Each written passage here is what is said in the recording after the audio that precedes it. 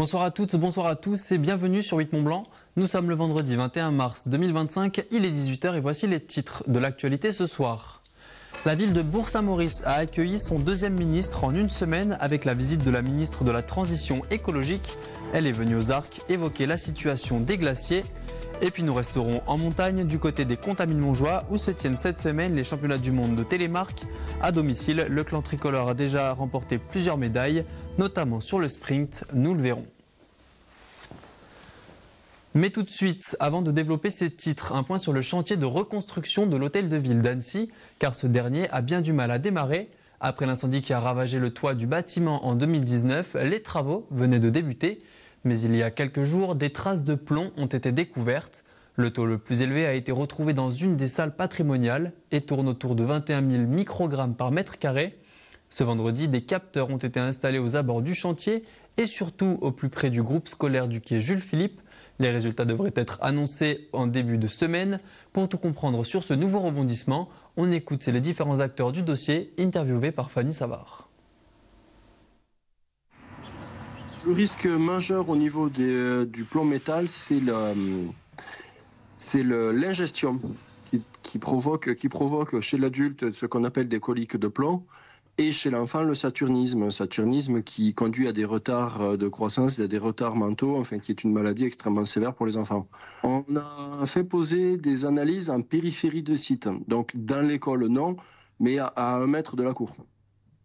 Justement parce que le risque plomb vis-à-vis des enfants, on va dire, est largement supérieur au risque plomb vis-à-vis des adultes, et que c'est un sujet qu'il faut vraiment environner de manière sérieuse et indéniable. On va aller faire le tour de tout le bâtiment pour mesurer les taux effectifs de plomb, de sorte de ne pas non plus intervenir dans les zones qui ne sont pour l'instant pas impactées. Et une fois qu'on aura défini ce protocole, on verra avec les entreprises. Alors ce protocole, ça risque d'être quoi? Ça risque d'être des mises en place de protection sur les agents, des masques FFP3, des combinaisons. On ne peut pas dire que ce soit une bonne nouvelle, mais moi, si vous voulez, je préfère qu'on prenne un peu de délai sur la construction de l'hôtel des villes. Je rappelle que les travaux doivent durer 2 ans. Donc s'il y a un décalage de quelques jours, de quelques semaines, ça semble préférable pour les gens qui y travaillent. La ministre de la Transition écologique était en Savoie ce jeudi, quelques jours après la visite de Yannick Neuder, ministre chargé de la Santé et de l'accès aux soins à Bourg-Saint-Maurice. La commune a accueilli Agnès Pannier-Runacher. Ce déplacement s'inscrit dans le cadre de la première édition du festival Agir pour les glaciers. À cette occasion, elle en a profité pour annoncer les priorités gouvernementales concernant l'adaptation et la résilience de nos montagnes et de nos glaciers. Plus de précisions dans ce reportage de Kezia Poudou. La première édition du festival Agir pour les glaciers a reçu la visite d'une invitée particulière. Agnès Pannier-Runacher, ministre de la Transition écologique, de la biodiversité, de la forêt, de la mer et de la pêche, s'est déplacée en Savoie ce jeudi. Agir pour les glaciers, prendre notre destin en main, montrer qu'on est capable de manière collective de construire un chemin. Le lieu n'a pas été choisi au hasard car aux Arcs 1600, le sujet principal domine le paysage. La moitié des glaciers français ont disparu depuis 1850 et face à cette situation urgente, la ministre a annoncé les priorités gouvernementales entre baisse des émissions de gaz à effet de serre et adaptation du changement climatique.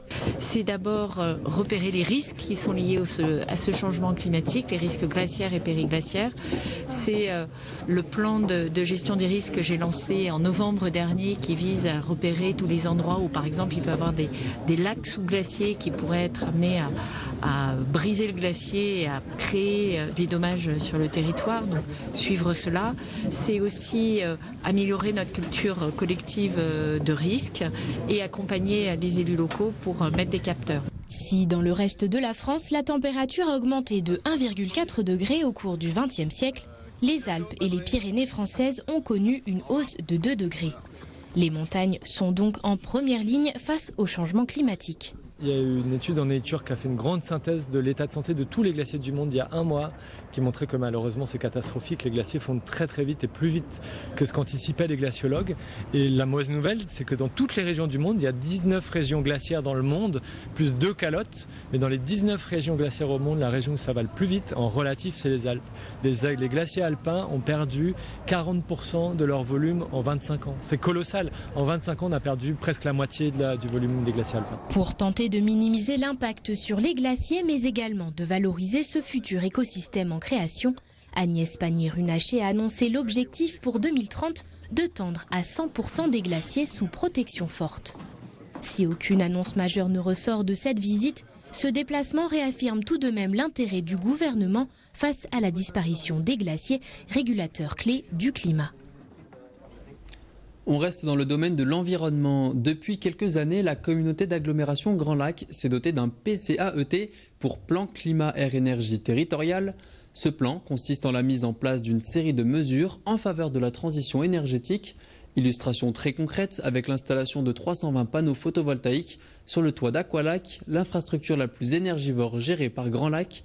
Les détails avec Sébastien Germain. Avec sa piscine olympique extérieure chauffée, ses bassins couverts et ses multiples équipements estivaux, le complexe Aqualac, qui s'étend sur 3 hectares, est l'infrastructure la plus énergivore gérée par Grand Lac. La collectivité a donc décidé de poursuivre son PCAET pour Plan Climat Air Énergie Territorial, avec la pose de 320 panneaux photovoltaïques sur le toit du bâtiment principal. Un investissement de 420 000 € par l'agglomération, mais qui a pour vocation vraiment de produire en autoconsommation totale, c'est-à-dire sans revente à Enedis, l'équivalent de 10 à 15% de l'énergie, de l'électricité nécessaire au fonctionnement de la piscine. Ça s'inscrit aussi dans une urgence qui a été celle, il y a 2 ans, de la crise énergétique, vous en souvenez. Avec ce plan climat, la communauté d'agglomération s'est fixée une série d'objectifs ambitieux en matière de développement des énergies renouvelables. Ces panneaux solaires auront pour vocation de multiplier par 20 la production d'énergie photovoltaïque en 15 ans. Pour Aqualac, il s'agit là d'une nouvelle mesure concrète mise en place qui va dans le sens de la transition énergétique. On est dans une logique depuis plusieurs années, encore une fois, d'être plus vertueux. Donc il y a une pompe à chaleur qui a été installée en 2016 pour réduire les consommations de gaz. Ensuite, on a fait un relamping en LED pour toutes les lumières du site. Et puis après, on a installé le système Onsen, donc qui était pour de la récupération de calories et des économies d'eau.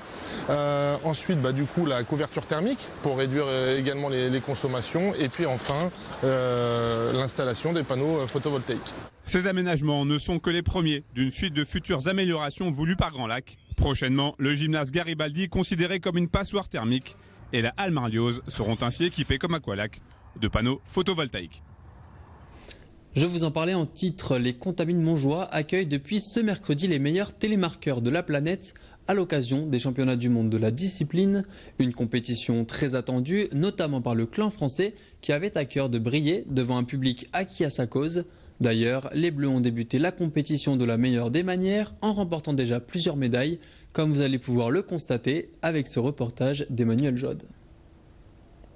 Sur le portillon de départ, la tension est palpable. À l'occasion de l'épreuve de sprint de ce mercredi, tous les athlètes avaient comme ambition de réaliser leur meilleure performance sur la neige savoyarde. Et plus particulièrement, l'équipe de France qui, en plus de courir à domicile pour le plus grand rendez-vous de la saison, connaît très bien cette piste contaminarde. Antoine Bouvier, le coach de l'équipe de France de Télémark, vient d'ici. Il s'entraîne sur ces pistes et du coup on a beaucoup eu l'occasion de s'entraîner ici aussi pendant cette saison et puis les saisons dernières. Donc la piste on la connaît par cœur. Franchement c'est génial. Puis on a nos proches qui sont venus comme ça en France. Moi j'habite Annecy donc c'est pas très loin. Donc c'était trop génial de courir à la maison et voilà, j'espère leur offrir aussi une médaille à tous ceux qui sont venus me voir. Avec un niveau général de plus en plus élevé, les tricolores avaient fort à faire pour se hisser sur le podium. Tout au long de l'épreuve, cumulant des phases de géant, un saut, le passage dans le Loom et la partie de ski de fond, les organismes sont mis à rude épreuve. Mais fort d'une préparation de nombreux mois, ce ne sont pas moins de 3 médailles qui ont été remportées par les skieurs français. Une performance qui rassure Antoine Bouvier, à la tête de l'équipe depuis 4 ans déjà. Ils ont réussi à être présents dès la première manche. C'est quand même, on parle de cet événement depuis de longues de longs mois et il y a aussi quand même une certaine pression, même si on essaie de faire en sorte que justement ils soient pleinement dans leur course. Et je trouve qu'ils l'ont abordé, en tout cas les garçons, du bon pied, les filles aussi. Après les filles, une petite déception sur la deuxième manche où voilà, elles sont un petit peu descendues au classement et du coup il n'y a pas de podium alors que vraiment elles méritaient des médailles. Un constat qui s'avérera très vite obsolète car après la prise en compte des diverses pénalités, Augustine Carlier montera bien sur la seconde marche du podium. Une médaille d'argent qui s'additionne à celle de Noé Clay, auteur d'une course très bien maîtrisée. J'arrive à faire deux très belles manches, ce qui n'est pas souvent le cas pour moi. Je suis assez risqué, enfin je skie assez risqué. Et aujourd'hui, la médaille d'argent dès le début des mondiaux, c'est magnifique et ça me met vraiment en confiance pour la suite. Et en fait, ça me donne encore plus les crocs. Et j'ai pas trop envie de la savourer parce que j'ai envie de garder le focus sur le reste des épreuves et d'essayer de faire encore mieux, quoi. Des titres de vice-champion du monde auxquels s'ajoute la très belle médaille de bronze pour Johan Rostolan. Un début de compétition idéal pour une équipe qui a encore à cœur de prouver sa valeur lors des prochaines courses, à savoir le sprint parallèle de ce samedi et la classique prévue ce dimanche matin. C'est la fin de cette édition. Merci à tous pour votre fidélité à 8 Mont-Blanc et merci à toute l'équipe pour son travail. Tout de suite, c'est la météo de Thierry Paulme. Retour de votre journal ce lundi à 18h avec Kezia Poudou. Je vous souhaite une bonne soirée et un bon week-end. À bientôt sur 8 Mont-Blanc.